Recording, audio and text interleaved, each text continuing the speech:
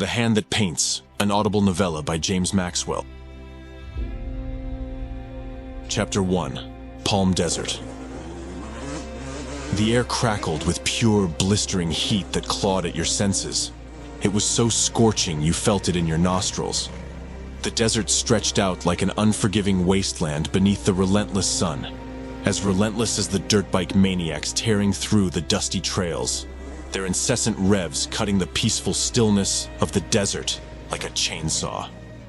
Diego roused from his uneasy slumber, finding himself face down on a bed that resembled nothing more than a ragged cot, a relic from some forsaken army surplus sale.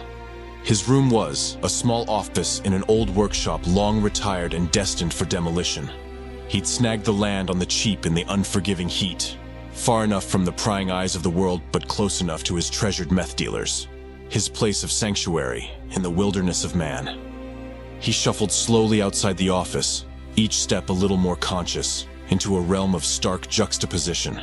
There, a sleek, modern refrigerator clung to one wall, a striking aberration amidst the rusted patina that seemed to embrace every surface in the workshop. Other anomalies adorned the corrugated sheet metal walls. The drill press, metal lathe, and metal mill were all a technophile's dream. Top-of-the-line industrial equipment boasting the pinnacle of automation. He tore open a carton of OJ. The fridge held a dozen of them, and he chugged deeply, nearly emptying the entire carton in one relentless gulp.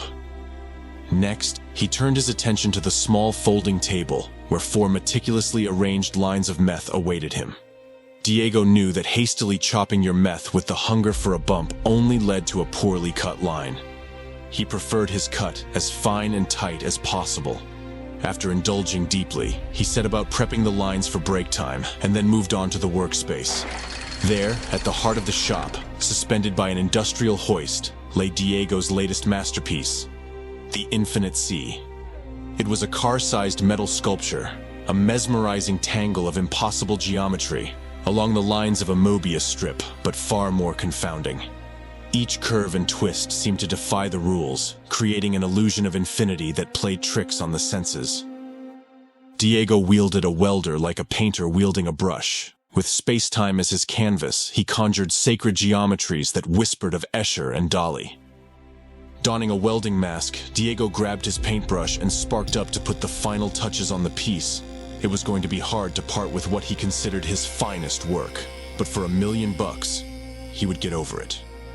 He visualized the check in his mind and muttered to himself. The road to success is often paved with the bricks of our past. He instantly regretted it. Retracing his past always led to thoughts of his dead wife. And when that happened, all he wanted to do was curl up and die. It was the only cure for that kind of pain. Diego could get the tattoos, grow the long hair, and dress like a biker, but he could not escape his cowardice of grief. Instead, he went back for another line.